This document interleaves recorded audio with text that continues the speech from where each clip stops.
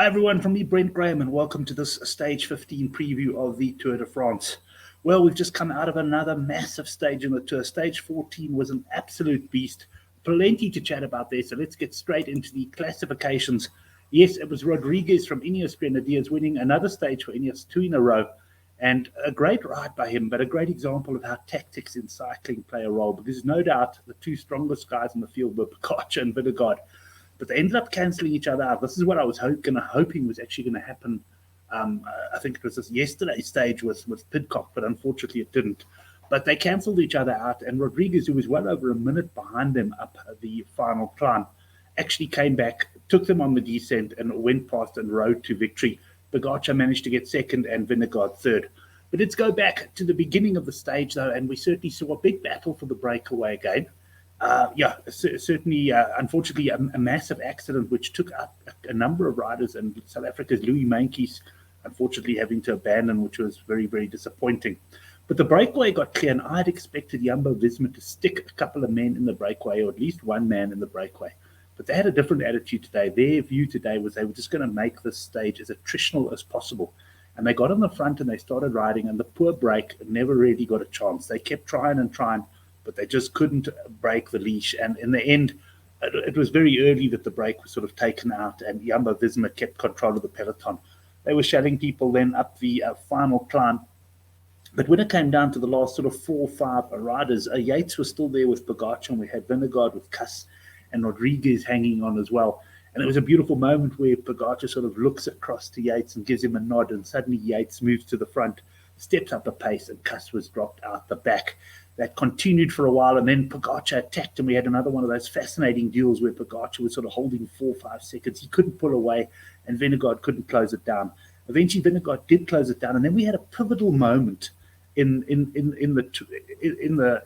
the stage, and you'll see here how big a deal was the motorbike stopping Pogačar chasing the bonus seconds.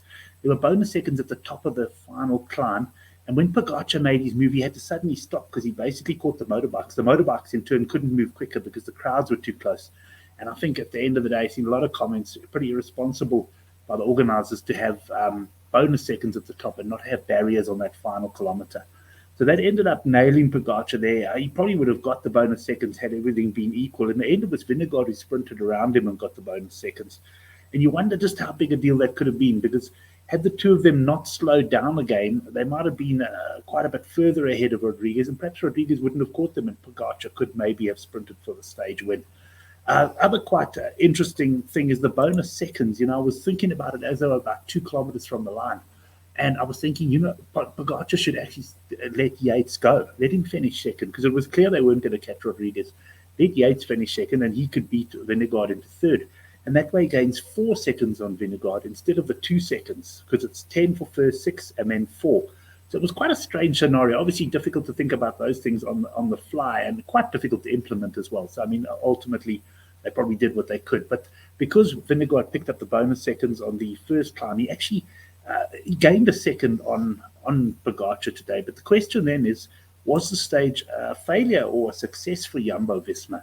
Well, no doubt about it, this wasn't what they had planned. The way they rode, you could clearly see their plan today was to put Pogačar under big pressure and crack him up that final climb. He didn't crack, and in fact, he came a little bit closer to cracking Vingegaard.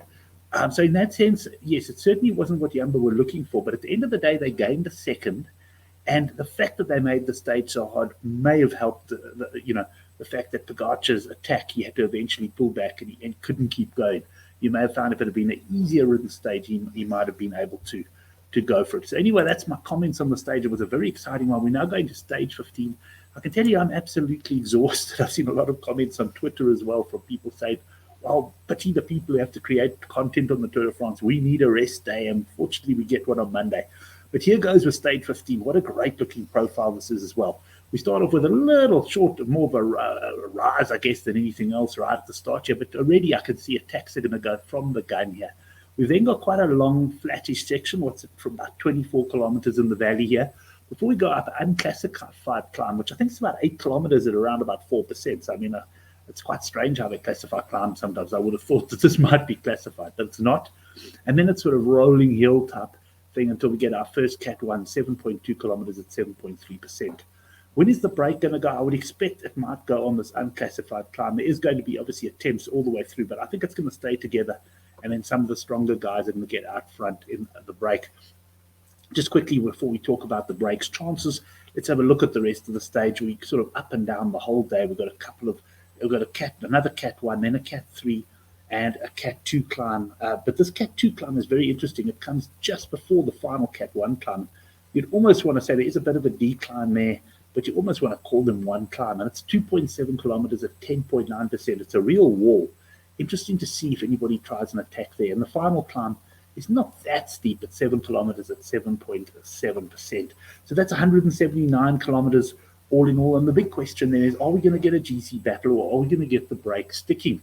Or are we going to get a scenario like today where we have, let's call it a GC battle, but we have someone taking advantage of the tactical game?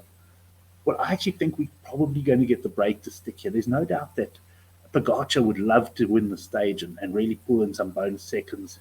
But gee, it looks a very difficult stage to control. I'm not convinced his team is strong enough. They may well try, but I think it's going to be quite tough for them. Jumbo-Visma, on the other hand, quite capable of controlling this, but I don't think they want to bring those bonus seconds into place. I actually think they're going to be quite happy to let the break go, particularly if they manage, as I expect them to get someone like a Wout van Aert in it. They'll let it go, because the further ahead he is, the more useful he might be to Vingegaard later on. But you'll see that also means I do give Wout van Aert a chance of winning the stage. Let's go into my bets for the stage. And I guess just to comment on the outright markets, and that very little change. Pogačar shortened slightly to 8 to 10 or 5 to 6. And you got even money about Vingegaard. King of the Mountains betting Vingegaard and Pogačar now 9 to 4, the pair with Ciccone at 5 to 2. And then, Ineos appear to have sort of strengthened their hold on the team competition as well. So here are my bets then. I'm going 1 unit on Ciccone at 12 to 1. And I'm taking that at World Sports Betting, who of course have that money back for second place terms and conditions on their website. But I have used that a couple of times in this Tour de France already. Ciccone today I thought looked incredibly strong. He hasn't been great, and he was clearly going for the King of the Mountains points. Unfortunately, he had to throw in the towel. The way Jumbo-Visma rode at the front, there was just no way they were letting anybody get away. And so he wasn't really able to take advantage of his strength today. I think with Jumbo-Visma taking a more defensive role tomorrow, I think Ciccone has every chance of getting into the break. I could see Mads Pedersen potentially leading him into it, even on the flat section here. And I go Ciccone at 12 to 1. He is generally short elsewhere, so you probably have to move quite quickly to get that 12 to 1. He might start closer to 8. And then I'm going to go with Woods, who's also looked in very, very good form. He'll, of course, be suited by that steep little ramp, that Cat 2 climb, and he'll also be very strong at the final climb. If he gets in the break, he's going to be hard to beat. You can get 10 to 1 about Michael Woods. Bouncing all around here. Let me go. Then I've got to take a couple of long shots from the break. Not the biggest prices that are, maybe not as big a prices as I would like, but I'm going half a unit on Wout van Aert at 33 to 1. We know how competitive this guy is. He wants to win a stage. He also looked very, very strong today. So I think if he gets in the breakaway, and maybe the stage reaches a point where Vingegaard doesn't need him, and he can actually go for the stage win. And it's not going to take much for Wout van Aert to switch his attention to the stage.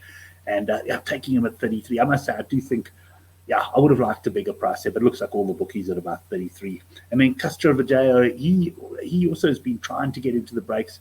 I've had him in a couple of my staking plans. He's climbing really well.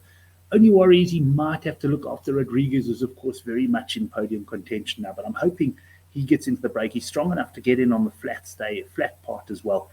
And if he does well, he could just make it a hat-trick of stages for Ineos. He is 50 to 1. That's it then for this stage 15 preview. It's going to be another belt. I'm looking forward to it. I'm going to be on the couch watching, cheering. I'm also enjoying looking for a couple of in-running match bets at Pruitt Lem, who's on our WhatsApp group. He likes to spot when a guy might be looking a little bit tired and quickly move quite quickly to oppose him. You do have to move very quickly because the bookies and the people setting the odds certainly do adjust quite quickly. Anyway, but then I'm looking forward to a rest day, and then we'll bring this Tour de France home. Loving it, exhausted, a little bit poorer than when I started, but hoping we can hit something tomorrow. Enjoy the stage.